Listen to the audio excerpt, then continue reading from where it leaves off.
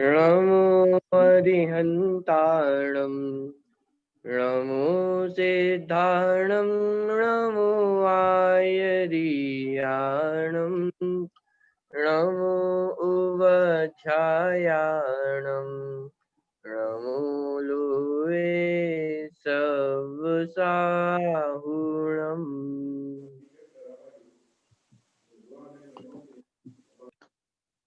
देव स्तुति के ऊपर हमारी चर्चा चल रही थी।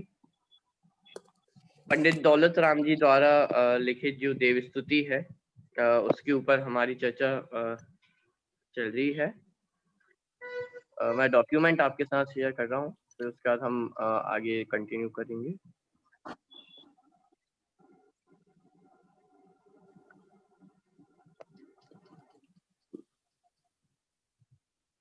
चलिए,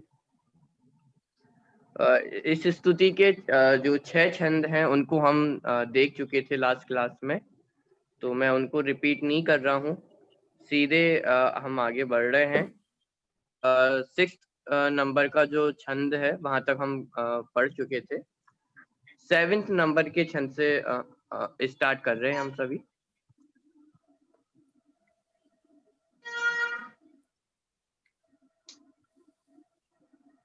तुम शासन से अमेय जीव, शिव गए जाहि जे है सदीव। भव सागर में दुख छार वार, तारन को और न आप टार।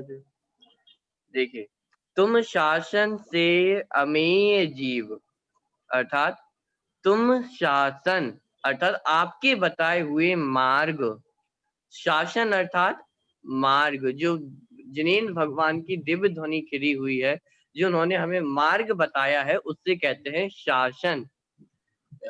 जैसे आप सभी ने एक पर्व का नाम सुना होगा, वीर शासन जयंती। वीर शासन जयंती ये पर्व मनाया जाता है।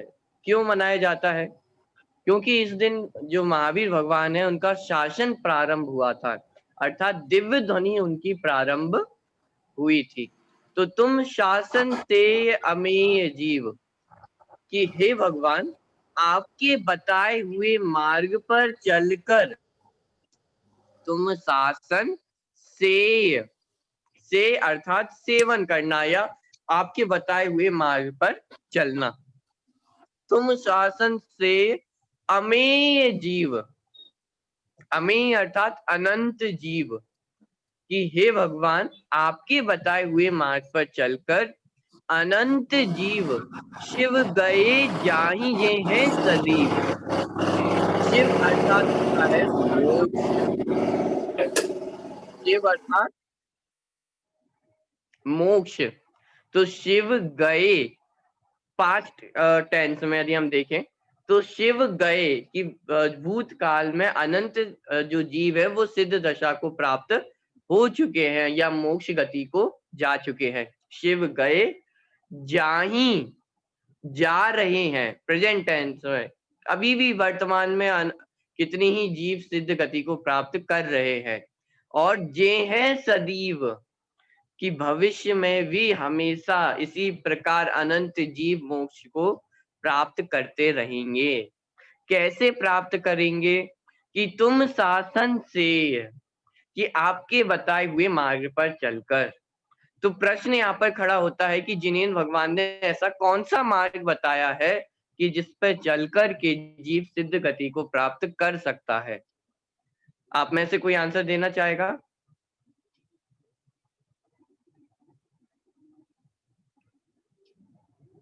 छंद में तो इतना लिखा है कि भाई हे जिनेंद्र भगवान आपके बताए हुए मार्ग पर चलकर हम सिद्ध गति को प्राप्त कर सकते हैं। अनंत जीव कर चुके हैं, कर रहे हैं और भविष्य में भी सिद्ध गति को प्राप्त करेंगे।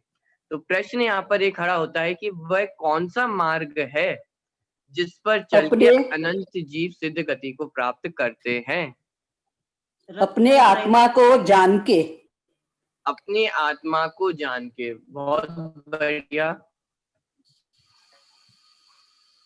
यहाँ पे आप तत्वार्थ सूत्र का जो सूत्र है वो आप मुझे बता सकते हैं?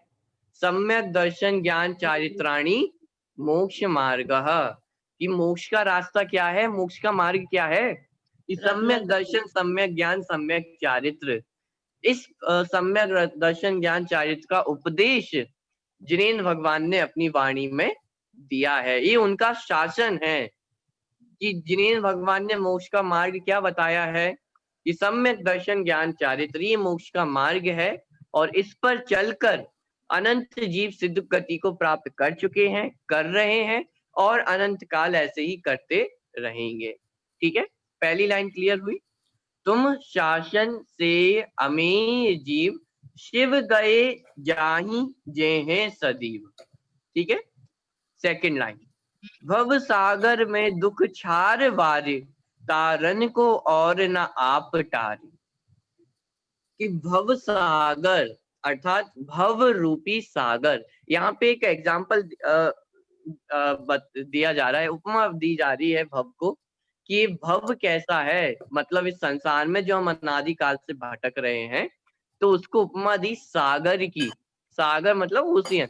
तो जिस प्रकार सागर का हमें कोई अंत दिखाई नहीं देता है, जैसे ओशियन है तो उसका कोई अंत हमें दिखाई नहीं देता है, कितना विशाल है, उसी प्रकार भव सागर, ये हमारा जो संसार चला आ रहा है अनादि काल से, ये भी बहुत बड़ा है।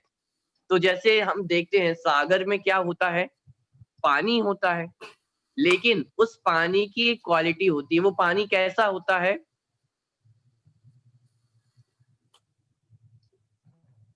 अरे समुद्र का पानी, ओशियन का वाटर जो है वो कैसा होता है, खारा होता है। खारा होता है और मछलियों से भरा होता है। हाँ, खारा पानी होता है, मतलब उसका प्रयोग हम अपने जीवन में नहीं कर सकते हैं।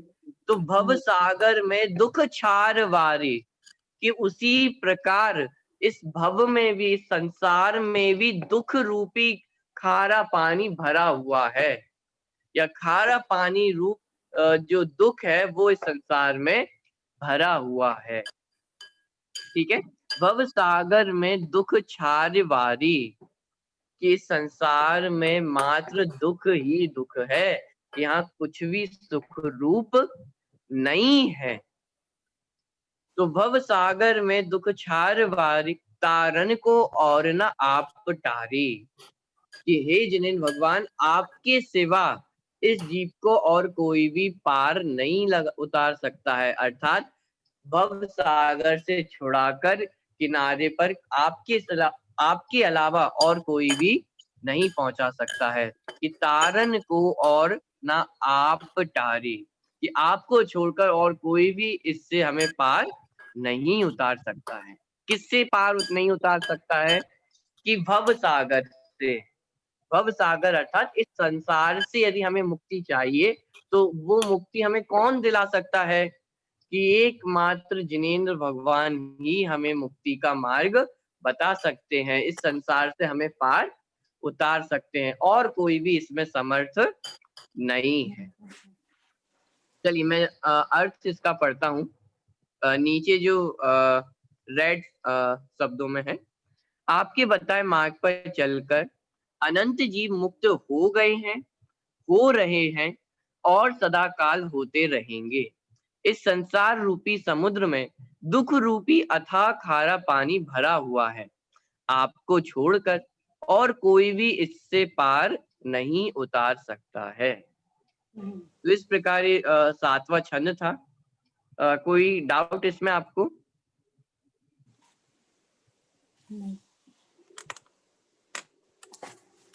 चलिए आगे बढ़ते हैं। आठवां छंद। यह लखी निज दुख गद हरण काज, तुम ही निमित्त कारण इलाज, जाने ताते मैं शरण आए, उचरो निज दुख जो चिरलाय। देखिए, यह लखी निज दुख गद हरण काज, यह लखी, यह देखकर, क्या देखकर, कि संसार की हालत देखकर। पिछले छंद में बताया ना कि भव सागर में दुख छार वार, इस भव सागर में मात्र दुख ही दुख है, सुख नहीं है। तो यह देख कर, यह लखी निज दुख गद हरण काज, तुम ही निमित्त कारण इलाज। कि ये सब देख करके अब मैं क्या कर रहा हूं कि निज दुख गद हरण काज, कि मेरे जो दुख हैं उनको हरने के लिए, उनको दूर करने के लिए तुम ही निमित्त कारण इलाज। कि हे जिनेंद्र भगवान, आप ही इसमें निमित्त हो और कोई भी मेरे दुख को दूर नहीं कर सकता है। तो यह सब देख करके जाने ताते में शरण आए, इसलिए मैं आपकी शरण में आया हूं। जाने ताते में शरण आए, इसलिए हे जिनेंद्र भगवान मैं आपकी शरण में आया हूं। उचरो निज दुख जो चिर लहाए, और जो अनादि काल से मैंने दुख को भोगा हुआ है। चिर अर्थात बहुत लंबा टाइम, चिर अर्थात बहुत लंबा टाइम, तो अनादि काल से अब तक बहुत लंबा टाइम हो चुका है। तो चिर लहाए मतलब इतने अनादि काल से जो अभी तक मैंने दुख पाए हैं उसको मैं आपके सामने बता रहा हूँ। उचिरो निज दुख जो चिर लहाए, अर्थात जो अनादि काल से मैंने पाए हैं ऐसे दुख को मैं आपके सामने कह रहा हूँ। देखिए यहाँ पर एक जो खास बात की तरफ मैं आपका ध्यान आकर्षित करना चाहता हूँ। पहली आप लाइन देखें, यह लखी निज दुख गद हरण काज, तुम ही निमित्त कारण इलाज। यहाँ पर बहुत समझने वाली बात है कि तुम ही निमित्त कारण इलाज। यहाँ पे जिनेंद्र भगवान को निमित्त कहा जा रहा है। इसका मतलब ये है कि जिनेंद्र भगवान हमें मुक्ति नहीं दिलाएंगे, लेकिन मुक्ति मिलेगी तो उसमें जिनेंद्र भगवान का हाथ जरूर होगा। क्या मतलब हुआ? कुछ समझ नहीं आया इसका मतलब कि क्या जिनेंद्र भगवान हमें मुक्त कर सकते हैं? क्या वो हमें सुखी कर सकते हैं? कि नहीं, कि जिनेंद्र भगवान हमें सुखी नहीं कर सकते हैं, लेकिन यदि हम सुखी होंगे तो वहां पे जिनेंद्र भगवान का कुछ ना कुछ हाथ जरूर होगा। मतलब जिनेंद्र भगवान तो हमें सुखी नहीं कर सकते हैं, लेकिन जिनेंद्र भगवान के बिना भी हम सुखी नहीं हो सकते हैं। अंतर समझ में आ रहा है दोनों जो सेंटेंस मैं बोल रहा हूँ? हाँ। हो सकता है कि ये दोनों सेंटेंस कॉन्ट्राडिक्टरी लग रहे हो, कि एक तरफ तो आप बोल रहे हो कि जिनेंद्र भगवान हमें सुखी नहीं कर सकते हैं, और दूसरी तरफ आप बोल रहे हो कि उनके बिना भी हम सुखी नहीं हो सकते हैं। कि हाँ, जिनेंद्र भगवान हमें सुखी नहीं कर सकते हैं, इसका मतलब वो हमारे सुख में उपादान कारण नहीं है। ठीक है, लेकिन जिनेंद्र भगवान के बिना भी कोई जीव सुखी नहीं हो सकता है। क्यों? क्योंकि जो मोक्ष का मार्ग है वो हमें किससे प्राप्त होता है? जिनेंद्र भगवान से प्राप्त होता है, इसलिए वो हमारे सुख में निमित्त है।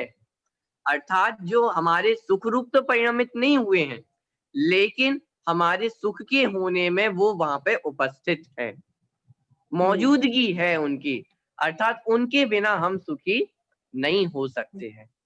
इसलिए यहाँ पर बहुत अलग से जो पंडित दौलत राम जी उन्होंने शब्द दिया कि निमित्त, कि कोई ऐसी भूल ना कर बैठे कि भाई अन्य मत में उनके भगवान उन्हें सुखी करते हैं तो ऐसे ही हमारे मत में महावीर भगवान हमें सुखी करेंगे। कि नहीं, इस भूल में नहीं रहना कि महावीर भगवान हमारे लिए ऊपर से नीचे आएंगे और हमें सुखी करेंगे।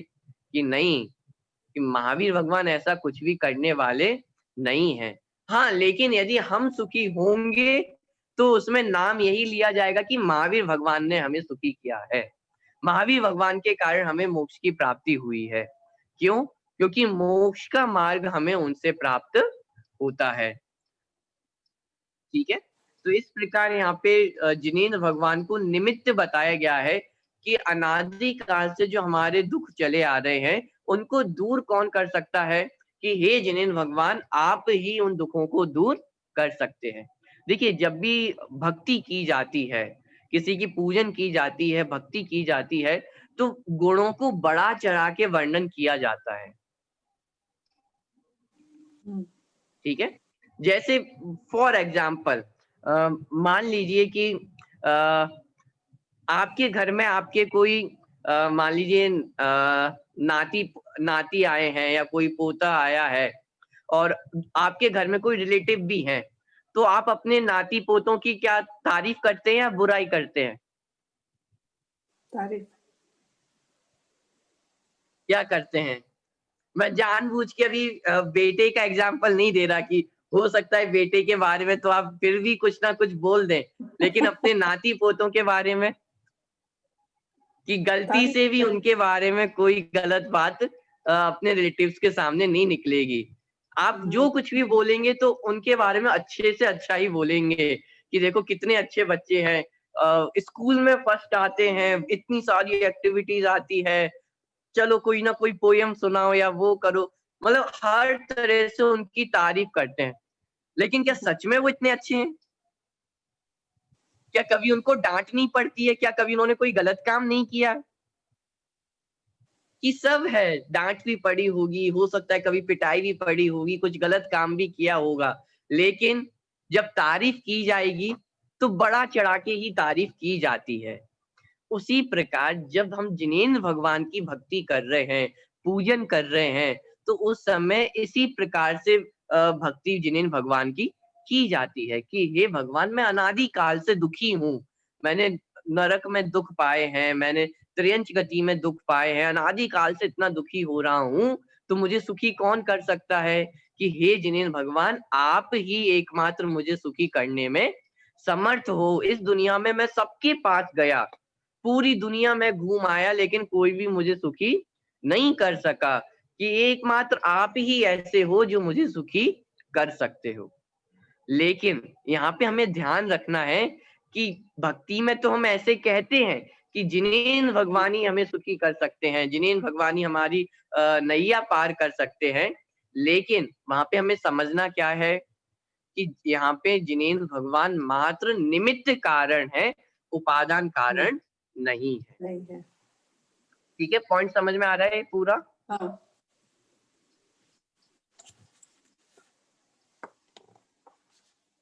चलिए, तो इस छंद में यदि कोई क्वेश्चन हो, कोई डाउट हो तो आप पूछ सकते हैं।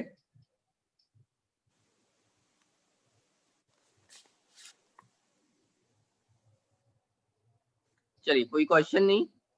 नहीं। ओके, मैं अर्थ पढ़ता हूँ। इस भयंकर दुख को दूर करने में निमित्त कारण आप ही हो। आप ही हो मतलब जिनेंद्र भगवान। ऐसा जानकर मैं आपकी शरण में आया हूँ कि मेरा जो अनादि काल का दुख है उसको दूर करने में आप ही समर्थ हो, इसलिए यह जानकर मैं आपके पास आया हूँ और अनंत काल से दुख पाया है उसे आपसे कह रहा हूँ। ये जो भक्त है, जो भक्ति कर रहा है, वो जिनेंद्र भगवान के पास आया है और मानो जैसे उनसे वार्ता चर्चा कर रहा हो, बात कर रहा हो उनसे कि हे जिनेंद्र भगवान, मैं आपके पास आया हूँ। क्यों आया हूँ? कि भाई मैं अनादि काल से दुखी हो रहा हूँ, मुझे सुखी होना है और आप ही मुझे सुखी कर सकते हो। फिर वो अपनी आप बीती सुना रहा है कि मैं ऐसे ऐसे दुखी हुआ। तो अब कैसे दुखी हुआ वो अगले छंद में हम देखते हैं। देखिए, 9वां छंद। मैं भ्रम्यो अपनपो विसरी आप, अपनाए विधि फल पुण्य पाप, निज को पर को करता पिछान, पर में अनिष्टता इष्ट ठान, आकुलित भयो अज्ञान धार, ज्यो मृग मृग तृष्णा जानी वार, तन परिणति में आपो चितार, कबहू न अनुभव स्वपद सार। देखिए, मैं भ्रम्यो अपनपो विसरी आप, कि हे जिनेंद्र भगवान, मैं अनादि काल से क्यों दुखी हो रहा हूँ? क्योंकि मैं भ्रम्यो अपनपो विसरी आप, कि मैंने अपने आप को भूल गया। विसरी अर्थात भूलना, विस्मरण हो जाना, भूल जाना। तो मैं किसको भूल गया? कि मैं अपने आप को भूल गया कि मैं कौन हूँ, आया कहाँ से और मेरा रूप क्या। तो अपने बारे में मैं भूल गया, मैं अपने आप को भूल गया, मैं भ्रम्यो, भ्रम्यो अर्थात भटकना। इस संसार में मैं क्यों भटका? क्योंकि अपनपो विसरिया आप, कि मैंने अपने आप को भूल गया, मैं अपने आप को पहचान नहीं पाया, इसलिए मैं इस संसार में भटक रहा हूँ। मैं भ्रम्यो अपनपो विसरी आप, अपनाए विधि फल पुण्य पाप। विधि अर्थात होता है कर्म, विधि अर्थात कर्म, तो पुण्य और पाप, तो पुण्य कर्म, पाप कर्म और उनका फल, पुण्य रूप फल या पाप रूप फल, उनको ही मैंने अपना मान लिया। अपना मान लिया अर्थात पुण्य के उदय में मैं खुश हो गया, पाप के उदय में मैं दुखी हो गया। पुण्य का मैं कर्ता बन गया कि मैंने ये अच्छा काम किया, मैंने ये किया। तो इस प्रकार अपनाए विधि फल पुण्य पाप, कि पुण्य पाप जो कर्म है उन्हीं में मैंने अपनापन मान लिया। निज को पर को करता पिछान, पर में अनिष्टता इष्ट ठान। चलिए सेकंड लाइन का अर्थ मैं आपसे ही सुनना चाहूंगा, बहुत इजी है। निज को पर को करता पिछान, आप में से कोई अर्थ कर सकता है सेकंड लाइन का? कोई भी? बहुत सिंपल सा है, निज को पर को हाँ करता पिछान, पिछान अर्थात पहचानना। हाँ। अच्छा, मैं जवाब देना चाहती हूँ। हाँ निज लीला। को पर को करता पिछान मीन्स पर को जो पिछानता है और निज को भी पिछानता है, लेकिन पर में अनिष्टता इष्ट ठान। तो तो पर में जो बुद्धि करते हैं, इष्ट अनिष्ट बुद्धि करते हैं, वो हमने हमारी भूल है। ओके, सेकंड लाइन का जो सेकंड पार्ट है वो तो आपने सही अर्थ किया, लेकिन फर्स्ट जो पार्ट था उसका सही अर्थ नहीं हुआ है। चलिए और कोई बताना चाहेगा? निज को पर को करता पिछान, करता अर्थात करने वाला। चलिए कोई भी? पर को मान लिया। हाँ बीजल जी। हाँ, हमने पर को मान लिया कि जैसे शरीर है तो उससे हम कि मैं हूँ, ऐसे एग्जाम्पल। चलिए देखिए, निज को पर को करता पिछान, जब बहुत इसका अर्थ किया जाता है या अर्थ समझा जाता है तो उसमें हम बहुत बार ये गलती हो जाती है कि हम इसका अर्थ इस प्रकार करते हैं कि निज को पर का करता पिछान, कि मैं पर का कुछ कर सकता हूँ, अर्थात मैं खाना खा सकता हूँ, मैं पर मैं कुछ भी कर सकता हूँ, मैं पर पदार्थों में हेरफेर कर सकता हूँ। तो इस प्रकार से उसका अर्थ किया जाता है कि निज को पर का करता पिछान, कि मैं जो आत्मा हूँ वो पर में कुछ कर धर सकता है। लेकिन इसका अर्थ सिर्फ इतना नहीं है। निज को पर को, यहाँ पर यदि आप ध्यान देंगे तो निज को पर का नहीं लिखा, क्या लिखा है यहाँ पे? निज को पर को करता पिछान। इसका मतलब ये दोनों साइड से लगेगा कि मैं पर को कर सकता हूं या पर कुछ मेरे में कर सकता है। फॉर एग्जाम्पल, कि जैसे मान लीजिए बहुत ज्यादा गर्मी है और गर्मी के कारण मैं दुखी हो रहा हूं, तो इसका मतलब हमने क्या मान लिया कि गर्मी के कारण मैं दुखी होता हूं।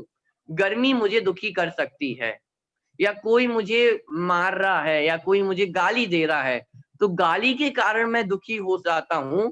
ये क्या हुआ कि हमने पर को अपना कर्ता मान लिया। पॉइंट समझ में आ रहा है आपको? हाँ। और निज को पर का कर्ता मानना मतलब कि मैं खाना बना सकता हूं, मैं गाड़ी चला सकता हूं, मैं बिजनेस कर सकता हूं। ये क्या हुआ? अपने आप को हमने पर का कर्ता माना। तो यहाँ से दोनों साइड से बात की जा रही है, निज को पर का कर्ता मानना और पर को निज का कर्ता मानना। ये क्या है कि ये हमारी अनादिकाल से भूल चली आ रही है। निज को पर को करता पिछान, पर में अनिष्टता इष्ट ठान, कि पर पदार्थों में हमने इष्ट अनिष्ट बुद्धि की, कि ये अच्छा है वो बुरा है, ये अच्छा है वो बुरा है। तो इस प्रकार जो पर पदार्थों में हमने इष्ट अनिष्ट बुद्धि की है, निज को और पर को एक दूसरे का कर्ता धर्ता माना है, ये हमारी अनादि काल से भूल चली आ रही है और इस कारण मैं इस संसार में भटक रहा हूँ। तो ये 9th नंबर का जो छंद है उसका अर्थ आपको समझ में आया? हाँ। एक बार शुरू से मैं अर्थ करता हूँ। मैं भ्रम्यो अर्थात मैं इस संसार में भटका। क्यों भटका? अपनपो विसरी आप, कि अपने आप को भूलने के कारण मैं इस संसार में भटक रहा हूँ। और क्या क्या कारण है? अपनाए विधि फल पुण्य पाप, जो पुण्य पाप कर्म है उनको मैंने अपना मान लिया। पुण्य के उदय में सुखी हो खुश हो गया, पाप के उदय में दुखी हो गया। निज को पर को करता पेशान, मैंने अब आज तक ये माना कि मैं पर का कुछ कर सकता हूँ या पर मेरा कुछ कर सकता है, और पर पदार्थों में मैंने अच्छे बुरे की भावना की, अच्छे बुरे की मान्यता रखी कि भाई 1 करोड़ रुपए हो तो वो अच्छे, और यदि कोई गरीब हो तो वो बुरा। तो ये क्या है? पर में अनिष्टता इष्ट ठान। तो क्लियर हुआ ये सेकंड छंद, सॉरी 9th नंबर का छंद। हाँ। चलिए 10th नंबर पे मैं आता हूँ। आकुलित भयो अज्ञान धारी, ज्यो मृग मृग तृष्णा जानी वारी, तन परिणति में आपो चितार, कबहू न अनुभवो स्वपद सार। आकुलित, आकुलित अर्थात दुखी, भयो अर्थात हुआ, आकुलित भयो अर्थात दुखी हुआ। क्यों दुखी हुआ? अज्ञान धारी, अज्ञान को धारण करने के कारण, अर्थात अज्ञान के कारण जीव आकुलित हुआ है, दुखी हुआ है। अज्ञान मतलब क्या? कि वो 9th नंबर का छंद, कि अपने आप को भूल जाना, पुण्य पाप में सुख दुख की कल्पना करना, एक पर को अपना कर्ता मानना, अपने आप को पर का कर्ता मानना, पर पदार्थों में इष्ट अनिष्ट की मान्यता करना, ये अज्ञान है। और इस अज्ञान के कारण क्या हुआ? आकुलित भयो। समझ में आ रहा है आप सभी को? यस और नो? Yes yes. चलिए, आकुलित भयो अज्ञान धारी, कि मैं अनादि काल से आज तक आकुलित हुआ, दुखी हुआ। क्यों दुखी हुआ? अज्ञान धारी, अज्ञान के कारण। और अज्ञान क्या है ये हमने 9th छंद में पढ़ा है। तो उस अज्ञान के कारण मैं आकुलित हुआ। किस प्रकार? ज्यो मृग मृग तृष्णा जानी वारी, कि जिस प्रकार जो आपने कभी एग्जाम्पल सुना हो, जैसे हिरण होता है और वो कहीं रेगिस्तान में खो जाए, तो क्या होता है कि रेगिस्तान में ऐसा छलावा होता है कि उसको दूर ऐसा लगता है कि पानी है। जैसे होता है ना, रेत हो और उस पे सन की किरणें पड़े, सन की जो रेज हैं वो उस रेत पे पड़ती हैं, तो ऐसा लगने लगता है, ऐसा इल्यूजन होने लगता है कि मानो वहां पे दूर कहीं पानी हो। ठीक है? तो उस प्रकार का एग्जाम्पल यहाँ पे दिया जा रहा है कि हमने आज तक पर पदार्थों में सुख माना है, पर मैं इष्ट अनिष्ट की बुद्धि की है। तो ये किस प्रकार का ज्ञान है? कि जैसे वो हिरण को रेगिस्तान में जो अज्ञान होता है ना पानी का, कि वहां पे पानी तो है नहीं, लेकिन फिर भी उसे क्या लगता है कि वहां पे क्या है? पानी है। और उस पानी के चला जाता है। मान लो उसे सामने कहीं ऐसा लग रहा है कि वहां पे पानी है, तो वो बड़ा खुश होके उत्साह के साथ दौड़ता हुआ उस पानी के पास जाता है। लेकिन जैसे ही पहुंचता है तो वहां पे क्या मिलता है उसे? पानी मिल जाता है? नहीं। अरे मिल जाता है या नहीं मिलता है? नहीं, नहीं मिलता। चलिए, मेरे पास सिर्फ एक ही आंसर आया, नहीं मिलता। नहीं मिलता है, बाकी लोगों का क्या कहना इसीलिए है कि उसको शायद मृग मिल जल जाता कहते हैं। होगा? नहीं ये मिलता। मिरेज मृग जल कहते हैं। हाँ, तो इसका मतलब वहां पे उसे पानी तो नहीं मिला, अब वो उसके पीछे भागता चला है, भागता चला जाता है, लेकिन जितना ज्यादा भागता है होता क्या है कि वो और प्यासा होता चला जाता है और दुखी होता चला जाता है। भाग रहा है, उसे लग रहा है कि वहां पे पानी है, उसके पीछे भागता चला जा रहा है और पानी के चक्कर में जो अज्ञान है उसके कारण वो और दुखी होता चला जाता है। उसी प्रकार हम जो जीव हैं वो भी क्या कर रहे हैं, उस हिरण जैसी ही गलती कर रहे हैं। हमें लगता है कि पर पदार्थों में सुख है, हम उनसे सुखी हो जाएंगे, तो हम उनके पीछे दौड़ते हैं। और जब हम उनके पीछे दौड़ते हैं तो लगता तो हमें ये है कि मैं सुखी हो जाऊंगा, लेकिन होता क्या है कि हम अनादिकाल से दुखी होते आ रहे हैं। अब ये जो बात है वो भक्ति करने वाले को तो समझ में आ गई है। अर्थात यहाँ पे यदि मैं कहूँ कि पंडित जो दौलत राम जी हैं उनको तो ये बात समझ में आ गई थी कि भाई हम अनादिकाल से अभी तक पर पदार्थों के पीछे भाग रहे हैं।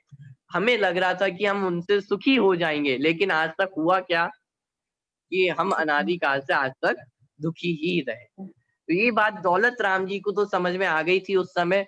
तो वो भगवान के सामने जाके उनको बता रहे हैं कि हे भगवान, मैं अनादिकाल से दुखी हुआ हूँ और उसका कारण भी ये है। मतलब देखिए कितने, ऐसा नहीं है कि बिल्कुल अज्ञानी जीव भक्ति करने पहुंच गया हो, कितने ज्ञानी भक्त है, सब कुछ पता है कि हाँ मैं दुखी हूँ, दुख का कारण क्या है और मैं सुखी कैसे हो सकता हूँ। तो ये सारी बातें उन्हें पता है कि हे जिनेन्द्र भगवान, मैंने अपने स्वरूप को नहीं पहचाना, पर पदार्थों में इष्ट अनिष्ट की बुद्धि की, इस कारण मैं दुखी हो रहा हूँ। ठीक है।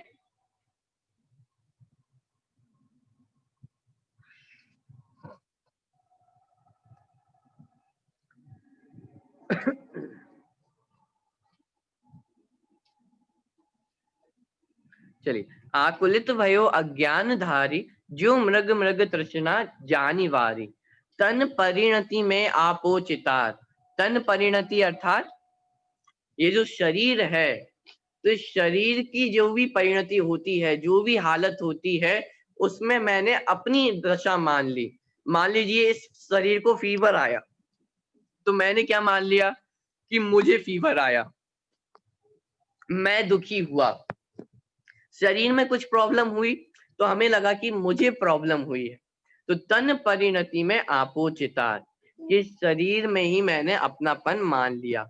कबहू न अनुभवो स्वपद सार, और कभी भी, कबहू अर्थात कभी भी, ना अनुभवो, कभी भी अनुभव नहीं किया। क्या अनुभव नहीं किया? स्वपद सार। स्वपद सार अर्थात जो मेरा पद है, मेरा पद कैसा है? ज्ञानानंद स्वभावी। तो उस ज्ञानानंद स्वभावी जो स्व है, मैं है, निज है, उसको कभी भी नहीं पहचाना, उसका कभी भी अनुभव नहीं किया।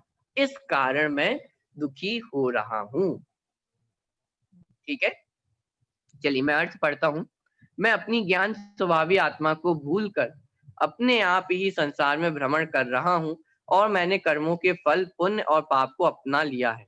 अपने को पर का कर्ता मान लिया है और अपना कर्ता पर को मान लिया है, और पर पदार्थों में से ही कुछ को इष्ट मान लिया है और कुछ को अनिष्ट मान लिया है।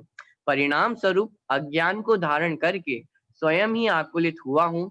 जिस प्रकार की हिरण मृग तृष्णावश बालू को पानी समझकर अपने अज्ञान से ही दुखी होता है, शरीर की दशा को ही अपनी दशा मानकर अपने पद आत्म स्वभाव का अनुभव नहीं किया। चलिए कोई क्वेश्चन 9th और 10th नंबर के छंद में से? ओके, चलिए आगे बढ़ते हैं। 11 नंबर का छंद। तुमको बिन जाने जो कलेश पाए, सो तुम जानत जिनेश। पशु नारक नर सुर गति मंझार, भव धर धर मरो अनंत बार। देखिए, तुमको बिन जाने जो कलेश पाए, सो तुम जानत जिनेश। बिल्कुल ऐसा लग रहा है कि जैसे जिनेन्द्र भगवान से बातें कर रहे हो कि हे जिनेन्द्र भगवान, आप तो जानते ही हो। क्या जानते हो? कि आपको जाने बिना मैंने कितने दुख पाए हैं। देखो, तुमको बिन जाने जो कलेश, कि हे जिनेन्द्र भगवान, आपको जाने बिना मैंने जो कलेश अर्थात दुख पाए हैं, पाए सो तुम जानत जिनेश, कि हे जिनेन्द्र भगवान, ये तो आप जानते ही हो।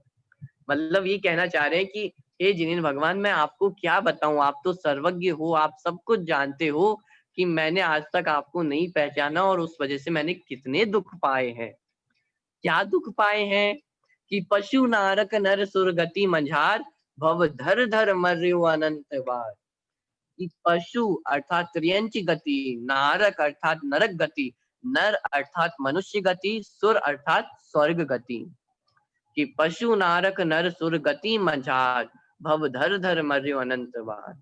कि हर गति में मैंने अनंत बार जन्म लिया और अनंत बार मृत्यु को प्राप्त किया। ये अनादि काल से मैं दुख को भोगता आ रहा हूँ। देखिए, यहाँ पे अकेला ये नहीं लिखा कि त्रियंच और नरक गति में दुख है। क्या लिखा? पशु नारक नर सुर गति मंझार। चाहते तो लिख देते ना त्रियंच गति और नरक गति में दुख है, कि नहीं। यहाँ पे सिर्फ इतना नहीं लिखा कि भाई त्रियंच और नरक गति में दुख है और वो आप सब जानते हो, कि नहीं। त्रियंच गति, नरक गति, मनुष्य गति और स्वर्ग गति। इस स्वर्ग गति में भी दुख है। स्वर्गों में देवों को दुख होता है कि हाँ, स्वर्ग गति में भी देव सुखी नहीं होते हैं, मनुष्य गति में भी कोई जीव सुखी नहीं होता है। तो वो बात यहाँ पे बताना चाह रहे हैं कि चारों ही गतियां दुख स्वरूप है।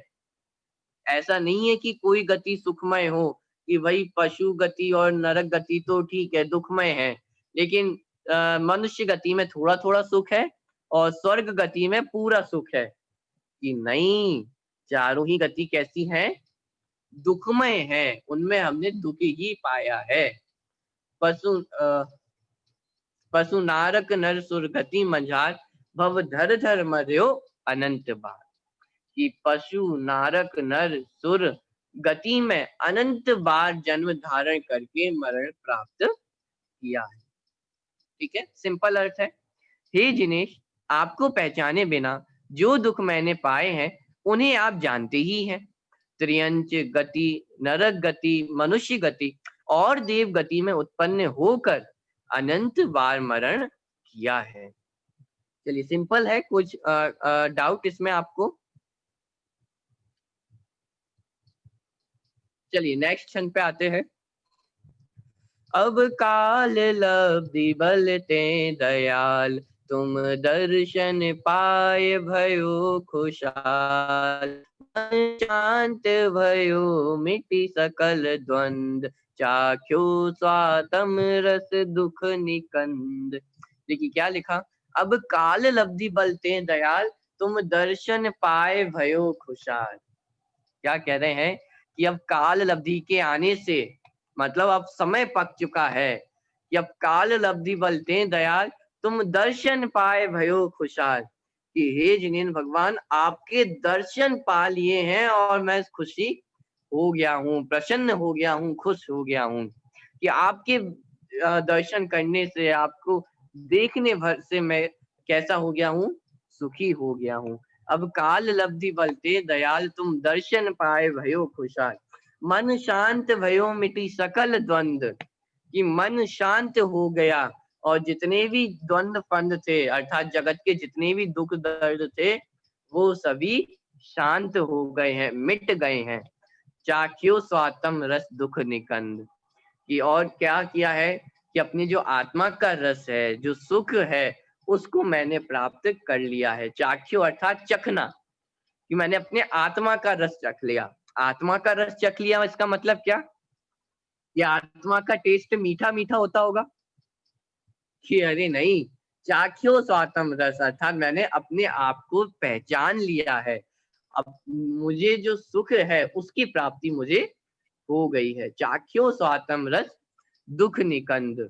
कि जो दुख का नाश करने वाला है, ऐसा जो आत्मा का रस है, उसको मैंने प्राप्त कर लिया है। अब काल लब्धि बलते दयाल, तुम दर्शन पाए भयो खुशाल। यहाँ पे ये कहना चाह रहे हैं कि हे जिनेन्द्र भगवान, आपकी दर्शन मात्र से, आपको देखने मात्र से मेरे जो जितने भी दुख दर्द थे वो सारे दूर हो गए हैं। जैसे होता है ना कि मान लीजिए आपके पास अ, डायमंड्स का एक हार है, ठीक है? बहुत कीमती उसमें डायमंड लगे हुए हैं और उसका एक हार आपके पास था। मान लीजिए 100 करोड़ का वो हार था, ठीक है?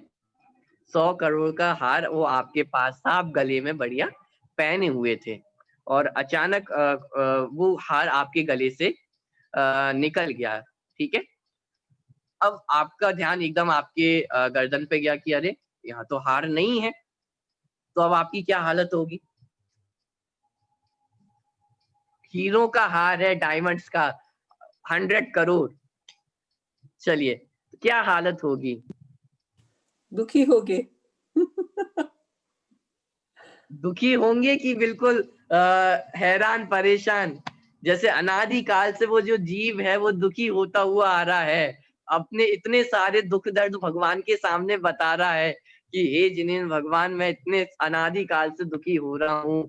पशु गति, नरक गति, त्रियंच गति, कहाँ मैं नहीं भटका, कहाँ मैं दुखी नहीं हुआ। तो जैसे वो हैरान परेशान हो रहा है, आप सोचिए क्या हालत होगी उस समय? कहाँ नहीं ढूंढेंगे हार को? हम्म, हर एक जगह कहाँ हम गए थे, ढूंढो कहाँ हार है। और मान लो वो हार आपको मिल जाता है, जैसी वो नजर उस हार पे पड़ी, मान लीजिए वो एक कोने में जाके चला गया था, हार आपके गले से फिसला और वो कोने में जाके कहीं छुप गया था और आपकी नजर वहां पे गई।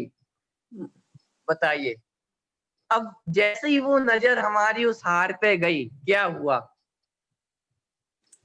सुख मिल गया, खुशी हुई।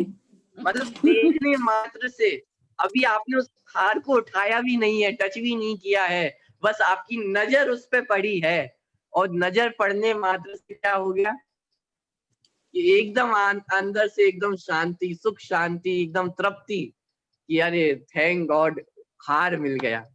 तो ऐसे ही कि अनादि काल से जो जीव दुखी हो रहा है, अनादि काल से वो दुख को पा रहा है, अब जैसे ही वो जिनेंद्र भगवान को देखता है, जिनेंद्र भगवान की शांत मुद्रा को देखता है, तो उसे भी कैसा अनुभव होता है कि एकदम शांत अनुभव, एकदम खुशी का जो अनुभव होता है, सुख का जो अनुभव होता है, वो उस जीव को होता है। समझ में आ रहा है?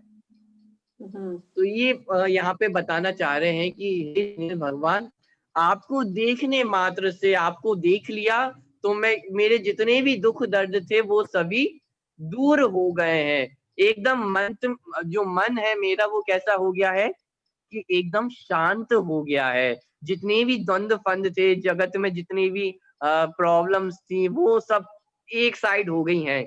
अभी तो कौन हमें दिखाई दे रहा है कि एकमात्र जिनेंद्र भगवान हमें दिखाई दे रहे हैं और उन जिनेंद्र भगवान के दर्शन मात्र से ही हमें सुख की प्राप्ति हो गई है।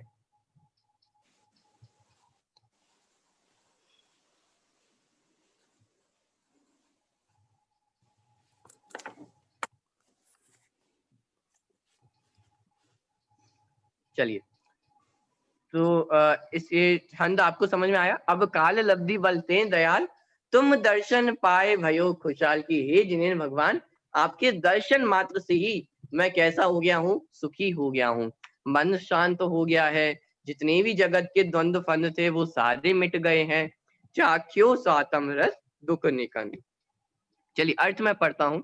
अब काल लब्धि के आने पर आपके दर्शन प्राप्त हुए हैं, इससे मुझे बहुत ही प्रसन्नता है। मेरा अंतर्द्वंद समाप्त हो गया है और मेरा मन शांत हो गया है और मैंने दुखों को नाश करने वाली आत्मानुभूति को प्राप्त कर लिया है। चलिए, ताते अब ऐसी करहु नाथ, बिछुरे न कभी तुम चरण साथ, तुम गुण गण को नहीं छेव देव, जतारन को तुम बिरद एव। देखिए अब यहाँ पे क्या कह रहे हैं। चलिए वापस अपन वो एग्जाम्पल में चलते हैं। वो जो हार था ना, डायमंड्स का हार था 100 करोड़ का, 100 करोड़ का। अब वो आपको नजरों के सामने आपके आ गया, आप फिर उसके पास जाते हैं, जल्दी से दौड़ के उसको अपने हाथों में लेते हैं और फिर क्या भावना भाते हैं कि अब ऐसे कभी भी गलती हमसे नहीं होगी, अब तुम्हारा और हमारा साथ कभी भी नहीं छूटेगा। एकदम संभाल के मन में ऐसी भावना होगी या नहीं होगी कि अरे अब तो जो गलती हो गई तो हो गई, लेकिन अब दोबारा ऐसी गलती कभी सपने में भी नहीं होगी। मन में ऐसे परिणाम आएंगे या नहीं आएंगे कि भाई आज तक जो हमसे गलती हो गई, मैंने ध्यान नहीं दे पाया, कैसे वो हार निकल गया गले से, लेकिन आज के बाद अब ऐसा कुछ भी नहीं होगा, बिल्कुल साथ साथ, जब तक मैं हूं तब तक तुम हो, कि अब हमारा साथ कभी भी नहीं छूटेगा। हाँ, तो ये तो जो जगत के जीव हैं, लौकिक जीव हैं, उनकी पर पदार्थों के प्रति ऐसी भावना होती है। लेकिन यहाँ पे जिनेंद्र भगवान की भक्त की भावना क्या है कि हे जिनेंद्र भगवान, अब मैंने आपका सच्चा स्वरूप पहचान लिया है, अब जो सही मार्ग है वो मैं पहचान चुका हूँ, तो अब कुछ ऐसा करें कि अब आपका साथ कभी भी नहीं छूटे। अनादिकाल से जो गलती होके आई है वो हो गई, लेकिन अब जो सच्ची समझ हुई है, तो अब मैं चाहता हूं कि हमारा साथ कभी भी ना छूटे। ठीक है, तो भक्त यहाँ पे भावना भा रहा है कि अब जो सच्चा मार्ग मुझे प्राप्त हुआ है, जैन कुल मुझे प्राप्त हुआ है, जिन्हें भगवान का मार्गदर्शन हमें मिल रहा है, तो वो चाहता है कि अब ये मुझसे दूर कभी भी ना हो। तो इसलिए वो जिनेन्द्र भगवान से ही कह रहा है कि ताते अब ऐसी करहु नाथ, कि हे जिनेन्द्र भगवान अब आप ऐसा कुछ कीजिए कि बिछुड़े न कभी तो वो चरण साथ, कि कभी भी आपके चरणों का साथ कभी भी मुझसे ना छूटे, कि मैं सदा आपके चरणों में बना रहूं, कभी भी आपके चरणों का साथ मुझसे ना छूटे। तुम गुण गण को नहीं छेव देव, जग तारण को तो विरद एव, कि तुम गुण गण, तुम गुण अर्थात हे जिनेन्द्र भगवान आपके जो गुण हैं, गण को नहीं छेव देव, कि उनकी गणना देव भी नहीं कर सकते हैं। तुम गुण गण को नहीं छेव देव, जग तारण को तो विरद एव, और जगत से तारने का तो मानो आपका स्वभाव ही है, आपका यश ही है। चलिए अर्थ मैं पढ़ता हूं। अतः हे नाथ, अब ऐसा करो जिससे आपके चरणों के साथ का वियोग ना हो। तात्पर्य यह है कि जिस मार्ग आचरण द्वारा आप पूर्ण सुखी हुए हो, मैं भी वही प्राप्त करूं। हे देव, आपके गुणों का तो कोई अंत नहीं है, और संसार से पार उतारने का तो मानो आपका विरद अर्थात यश ही है। ठीक है, ताते अब ऐसी करहु नाथ, विचुरे न कभी तुम चरण साथ, तुम गुण गण को नहीं छेव देव, कि हे जिनेन्द्र भगवान आपके गुणों की गणना देव भी नहीं कर सकते हैं। आपके गुण इतने अनंत है कि आपके गुणों का वर्णन कोई भी नहीं कर सकता है। जग तारण अर्थात जगत से तारने का, अर्थात मुक्ति दिलाने का, मुक्त करने का, जग तारण को तो विरद एव, कि ये तो मानो आपका यश ही है, आपके बारे में प्रसिद्ध ही है कि जो आपके चरणों में आ गया वो पूर्ण मुक्त हुए बिना नहीं रहता है। समझ में आ रहा है? जैसे जगत में कुछ लोग ऐसे होते हैं ना कि जिनके बारे में प्रसिद्ध हो जाता है कि भाई उनके पास जाएंगे तो कोई ना कोई मदद हमें मिल ही जाएगी, ऐसा नहीं होगा कि मैं उनके पास जाऊं और मुझे कोई मदद नहीं मिले। तो ऐसा ही भगवान के संबंध में प्रसिद्ध है, फेमस है, कि यदि जिनेन्द्र भगवान के चरणों में कोई जीव आ जाता है तो वो सुखी हुए बिना रहता ही नहीं है। ऐसा हो ही नहीं सकता कि वो दुखी बना रहे, कि जी तो जिनेन्द्र भगवान के बारे में प्रसिद्ध है कि जो उनकी शरण में आ गया, जो उनके चरणों में आ गया, वो सुखी हो ही जाता है। तो जग तारण को तो विरद एव, कि जगत से तारने का तो मानो आपका विरद ही है। विरद अर्थात यश है या प्रसिद्धि है, ये तो आपके बारे में प्रसिद्धि ही है कि जो आपके चरणों में आ गया वो सुखी हो ही जाता है, मुक्त हो ही जाता है। ठीक है, कोई क्वेश्चन इस छंद में से?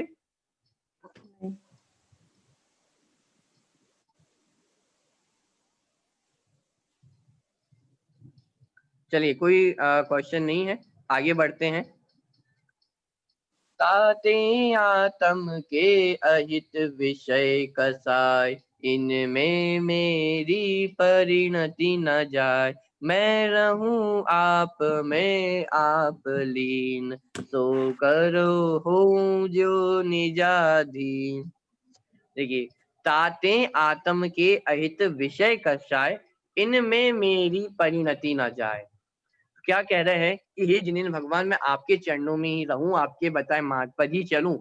तो इसलिए आत्म के जो अहित करने वाले हैं, बुरा करने वाले हैं, विषय कषाय, विषय अर्थात 5 इंद्रिय के जो भोग हैं, और कषाय अर्थात क्रोध मान माया लोभ। तो आत्म का अहित करने वाले जो विषय कषाय हैं, इनमें मेरी परिणति ना जाए, कि इनमें मेरी रुचि ना जाए।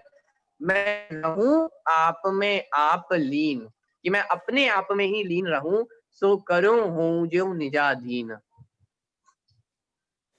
कि मैं रहूं आप में आप लीन, कि अब मेरा उपयोग और कहीं भी ना भटके, मैं अपने आप में ही, अपने उपयोग में ही निरंतर लीन रहूं, सो करो हो ज्यो निजाधीन। तो जिनेन्द्र भगवान ऐसा कुछ आप करो कि मैं निजाधीन हो जाऊं। निजाधीन अर्थात अपने आप पे डिपेंडेंट। अपने आप पे डिपेंडेंट होना मतलब इंडिपेंडेंट हो जाऊं, स्वाधीन हो जाऊं। अभी क्या है, हम पराधीन है, डिपेंडेंट है। किस पर डिपेंडेंट है? इन 5 इंद्रियों पे डिपेंडेंट है, पर पदार्थों पे डिपेंडेंट है। तो यहाँ पे जिनेन्द्र भगवान से वांछा कर रहे हैं कि हे जिनेन्द्र भगवान, अब आप ऐसा कुछ करो कि मैं स्वाधीन हो जाऊं। स्वाधीन हो जाऊं मतलब इंडिपेंडेंट हो जाऊं। इसका मतलब ये है कि मुझे इंद्रियों पे डिपेंडेंट ना रहना पड़े, मुझे पर पदार्थों पे डिपेंडेंट ना रहना पड़े, कि मुझे सुखी होना है, खुश होना है। तो क्या किया जाए? कोई अच्छी सी मूवी लगाई जाए, कुछ एंटरटेनिंग होना चाहिए, तब जाके मैं खुश होऊंगा, सुखी होऊंगा। कि नहीं, अब भी जिनेन्द्र भगवान से हम ये इच्छा कर रहे हैं कि अब ऐसा आप कुछ करो कि मैं स्वाधीन, निजाधीन हो जाऊं, कि अब मुझे सुख के लिए बाहर नहीं जाना पड़े, इंडिपेंडेंट। कि सुखी होना है तो किसके पीछे भागूं? किसी के पीछे नहीं, मैं अकेला हूं तो भी मैं खुश हो सकता हूं। तो इस प्रकार वो चाहता है कि अब मैं कैसा हो जाऊं? स्वाधीन हो जाऊं। चलिए, इस प्रकार अपने जो 14 छंद हैं वो कंप्लीट हो चुके हैं। आगे कंटिन्यू करूं या नेक्स्ट क्लास में पूरा करें? नहीं, कंटिन्यू करो। कंटिन्यूस कर लो। ओके, चलिए 4 छंद अकेले बचे हुए हैं, तो उनको हम कंप्लीट कर लेते हैं।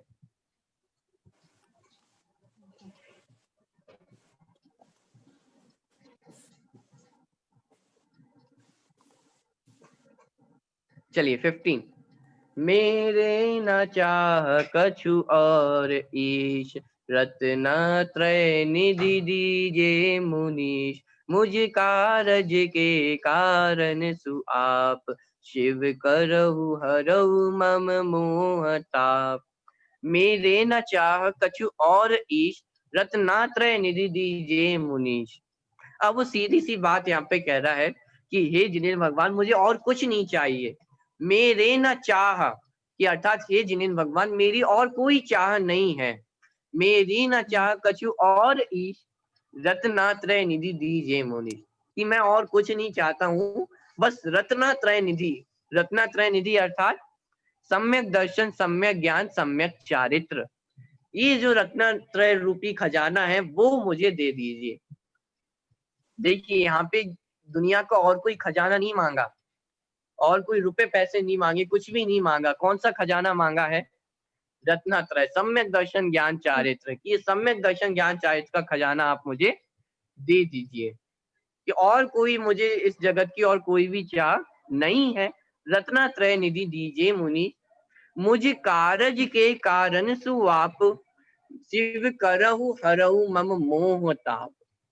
कि मुझ कारज के, कारज अर्थात होता है कार्य, तो मेरा जो हित रूपी कार्य है, मान यहाँ पे हम कह सकते हैं जो मुक्ति रूपी कार्य है, तो उसके कारण कौन है कि हे जिनेंद्र भगवान आप उसके कारण हो।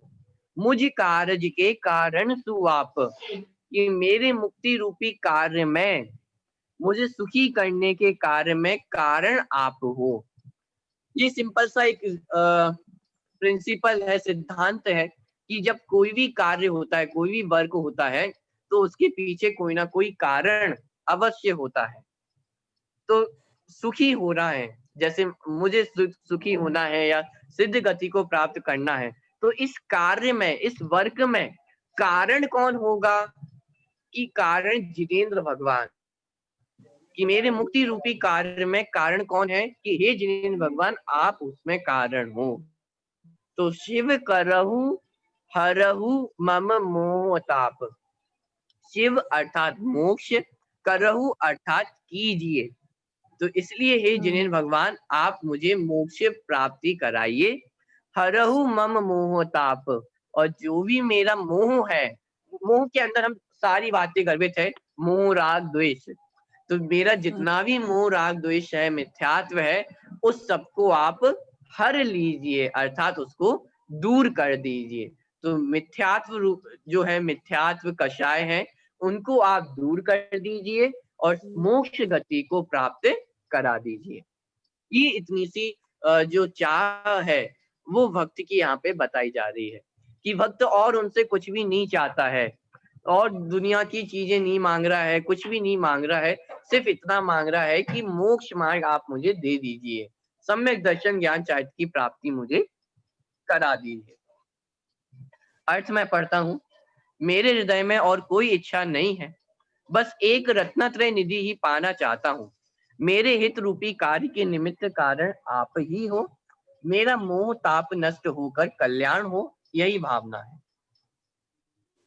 चलिए नेक्स्ट छंद।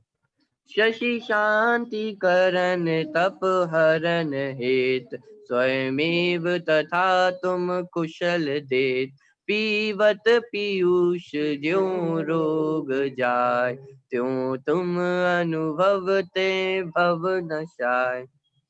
देखिए, शशि शांति करन तप हरन हेत, स्वयमेव तथा तुम कुशल देत।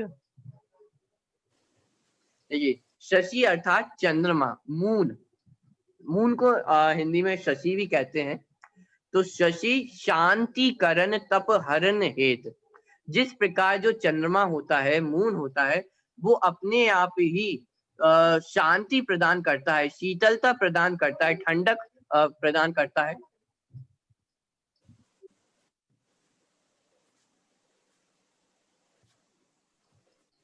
सॉरी, जैसे मून होता है, चंद्रमा होता है, तो वो हमें शीतलता प्रदान करता है, ठंडक प्रदान करता है, और दिन भर की जो गर्मी होती है उसको दूर कर देता है। तो वहां यहाँ एग्जाम्पल दिया जा रहा है, शशि शांति करण तप हरण हेत, शांति करण अर्थात शीतलता प्रदान करता है, तप हरण हेत और तप को, गर्मी को हरने का कारण बनता है। तो जैसे चंद्रमा स्वयं गर्मी कम करके शीतलता प्रदान करता है, उसी प्रकार तथा, तथा अर्थात उसी प्रकार तुम कुशल देत, कि हे जिनेंद्र भगवान आप भी हमें सुख की प्राप्ति कराते हैं, या आपकी स्तुति करने से सहज ही हमें सुख की प्राप्ति होती है। यहाँ पे स्वयमेव शब्द का प्रयोग किया गया है, स्वयमेव अर्थात अपने आप। तो यहाँ पर ये कहना चाहते हैं कि जैसे मून है, चंद्रमा है, तो उसने अलग से कुछ नहीं किया शांति देने के लिए, लेकिन जैसे ही मून आता है, चंद्रमा आता है, तो अपने आप ही पूरा वातावरण ठंडक हो जाती है और गर्मी दूर हो जाती है। उसी प्रकार यहाँ पे ये कहना चाह रहे हैं कि हे जिनेंद्र भगवान आपकी स्तुति करने से, यहाँ पर ये बताना चाहते हैं कि जिनेंद्र भगवान ने कुछ भी नहीं किया, जिनेंद्र भगवान ने हमें सुखी नहीं किया, लेकिन आपकी स्तुति करने से अपने आप ही हमें सुख की प्राप्ति हो जाती है। पीवत पीयूष जो रोग जाए, त्यों तुम अनुभवते भव नशाय, कि पीवत पीयूष अर्थात अमृत को पीने से जैसे रोग अपने आप दूर हो जाता है, पीवत पीयूष जो रोग जाए त्यों तुम अनुभवते भव नशाए, उसी प्रकार आपका अनुभव करने से हमारे अनादि जो भव चला आ रहा है उसका नाश हो जाता है। चलिए अर्थ में पढ़ता हूं। जैसे चंद्रमा स्वयं में गर्मी कम करके शीतलता प्रदान करता है, उसी प्रकार आपकी स्तुति करने से स्वयं ही आनंद प्राप्त होता है। जैसे अमृत के पीने से रोग चला जाता है, उसी प्रकार आपका अनुभव करने से संसार रूपी रोग चला जाता है। चलिए छंद समझ में आया आपको पूरा?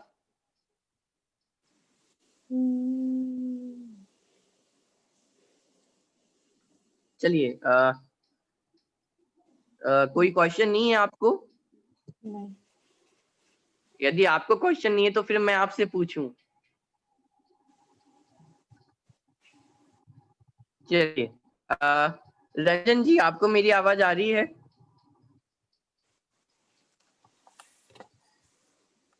आ रही है।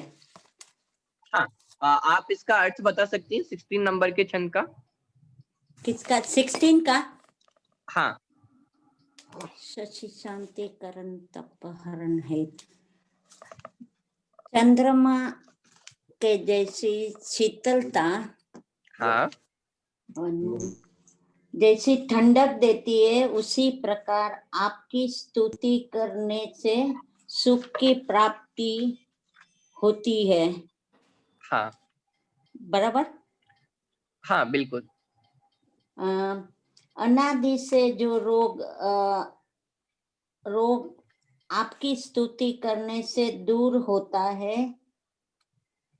चलिए, पीवत पीयूष जो रोग जाए, पीयूष अर्थात अमृत, अमृत को पीने से जैसे रोग चला जाता है, उसी प्रकार आपका अनुभव करने से हमारा जो अनादि काल का संसार चला रहा है उसका नाश हो जाता है।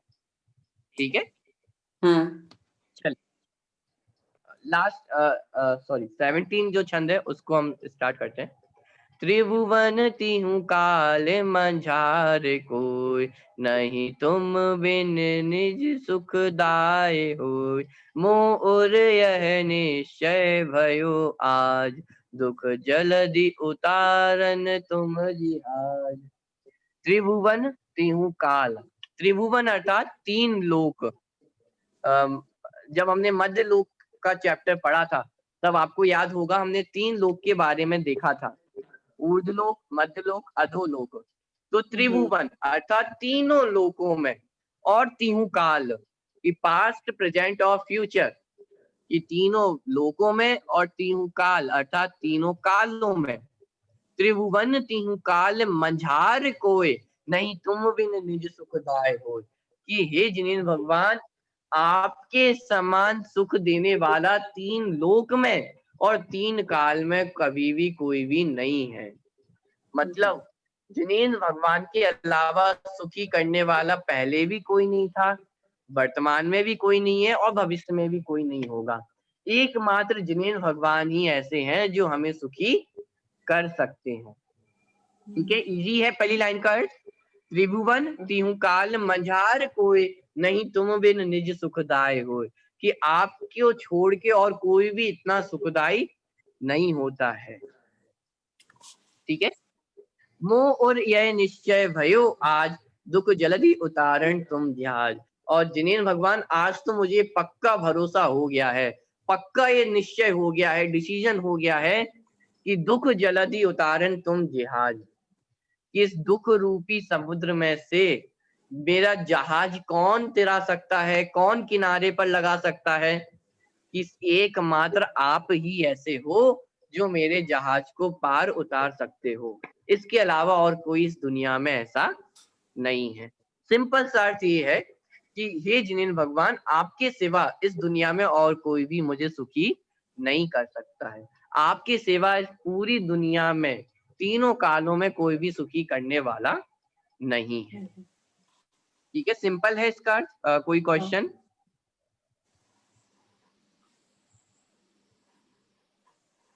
चलिए अंतिम छंद। तुम गुण गणमणि गणपति, गणत न पावहि पार, दौल स्वल्प मति किम कहे, नमो त्रियोग संभार। देखिए, तुम गुण गणमणि गणपति, गणत न पावे पार, कि आपकी गुणों रूपी नदियों को गिनाने में गणधर देव भी समर्थ नहीं है। तुम गुण गण, गुण अर्थात जो जिनेन्द्र भगवान की क्वालिटीज हैं, गण अर्थात समूह, तो आपके गुणों का जो समूह है, जो आपके इतने अनंत गुण हैं उनका जो समूह है, गुण गण गणि गणपति, गणि अर्थात गिनना, गणपति अर्थात गणधर देव, गणधर देव अर्थात जैसे जिन जो तीर्थंकर होते हैं, जैसे महावीर भगवान थे, तो महावीर भगवान के प्रथम गणधर कौन थे? गौतम स्वामी। गौतम स्वामी, ठीक है, गौतम स्वामी। हाँ, उन्हीं यहाँ पे गणपति कहा, ठीक है। गणपति अर्थात जो मुनिराजों का गण है, मुनिराजों का समूह है, उनमें जो सबसे ऊंचे हैं, तो उन्हें कहते हैं गणपति अर्थात गणधर देव, ठीक है। तो यहाँ क्या कह रहे हैं कि हे जिनेन्द्र भगवान, आपके गुणों के समूह की गणना करने में गणधर देव भी समर्थ नहीं है। तुम गुण गण गणी गणपति, गणत न पावहि पार, कि हे जिनेन्द्र भगवान, आपके गुणों को गिनने में गणधर देव भी समर्थ नहीं है। वो गणधर देव जो द्वादशांग के पाठी होते हैं, लेकिन फिर भी वो आपके गुणों का पूरा वर्णन नहीं कर पाते। पॉइंट समझ में आ रहा है आप सभी को? अच्छा, ये मणि, हाँ, मणि है कि गणि है? मणि, तुम गुण गण मणि, हाँ, थैंक यू। अर्थात आपके जो गुण है, गुणों को मणि रत्नों की उपमा दी गई है कि एक एक जो गुण है वो हीरे के समान, मणि के समान है, ठीक है। तो जो जिनेन्द्र भगवान के गुण हैं, उनका जो समूह है, उनको गिनने में गणपति अर्थात गणधर देव भी समर्थ नहीं है। दौल स्वल्पमति किम कहे, नमहु त्रियोग संभार। तो आखिरी में दौलत राम जी कह रहे हैं कि मैं स्वल्पमति, स्वल्पमति अर्थात अल्प बुद्धि वाला, कम बुद्धि वाला क्या कहूं। जैसे अपन किसी की स्तुति कर रहे हैं, किसी की भक्ति कर रहे हैं, तो अपन ने बहुत विस्तार में अपन ने वर्णन कर दिया कि आप ऐसे हो, आप ऐसे हो, लेकिन आखिरी में क्या हम कहें अपनी छोटी जुबान से? ऐसा कहते हैं ना कि मैं अपने छोटे मुंह से क्या आपकी तारीफ करूं, कि मेरे पास इतने शब्द नहीं है, मेरे पास इतनी बुद्धि नहीं है कि मैं आपकी तारीफ कर सकूं, मैं आपके गुणों का वर्णन कर सकूं। तो दौलत राम जी भी उसी लहजे में कह रहे हैं कि दौल स्वल्पमति किम कहे, कि मैं दौलत राम स्वल्पमति, कम बुद्धि वाला हूँ, क्या कहूँ। नमो त्रियोग संभार, कि मैं तो आपके चरणों में नतमस्तक होता हूँ। त्रियोग संभार, त्रियोग अर्थात मन वचन काय, तो तीनों योगों को संभाल के, मतलब सावधानी पूर्वक, ऐसे वैसे नहीं कि देख उधर रहे हैं, नमस्कार यहाँ कर रहे हैं, कि नहीं, सावधानी से विनय पूर्वक आपके चरणों में नतमस्तक होता हूँ। कि हे जिनेन्द्र भगवान, मुझ में इतनी सामर्थ्य नहीं है कि मैं आपके गुणों का वर्णन कर सकूं। कहाँ आप में अनंत गुण और कहाँ मेरी अल्प बुद्धि। तो हे जिनेन्द्र भगवान, दौल स्वल्पमति किम कहे, कि हे जिनेन्द्र भगवान, मैं क्या और कहूँ, मैं तो आपके चरणों में नतमस्तक होता हूँ। इस प्रकार ये देव स्तुति थी, पंडित दौलत राम जी द्वारा देव स्तुति है। तो इस पूरी स्तुति में ये बताया गया है, सबसे पहले जिनेन्द्र भगवान का स्वरूप स्पष्ट किया कि जिनेन्द्र भगवान कैसे होते हैं, वीतरागी, सर्वज्ञ और हितोपदेशी। फिर उसके बाद ये बताया कि जिनेन्द्र भगवान को नहीं पहचानने के कारण जीव अनादि काल से दुखी हो रहा है।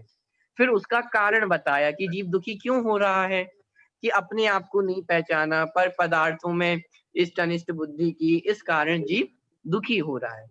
फिर ये बताया कि सुखी कैसे हो सकते हैं, कि ये जिनेन्द्र भगवान, आपके बताए हुए मार्ग पर चलकर ही जीव सुखी हो सकता है, आपके अलावा इस दुनिया में और कोई भी मुझे सुखी नहीं कर सकता है।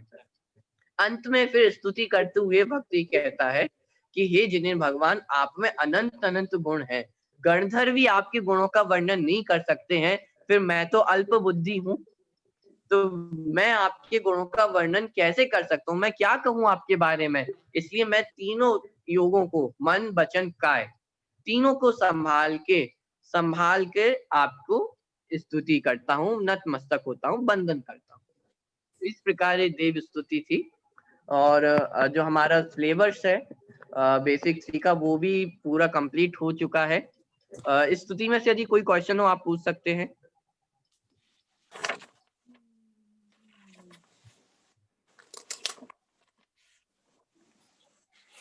चलिए, बाद में भी यदि आप पढ़ें और फिर यदि कुछ समझ में नहीं आए तो बाद में भी आप क्वेश्चन पूछ सकते हैं। मुझे पूरी मुझे उम्मीद है पूछना आपने है, एग्जाम की तैयारी की होगी, एग्जाम की प्रिपरेशंस आपकी चल रही हैं। हाँ, एक प्रश्न पूछना है। लास्ट टाइम हम नहीं थे और 9 शाइक भाव जी जो आया था, हाँ, नव केवल लब्धि रमा 9, करत। हाँ हाँ,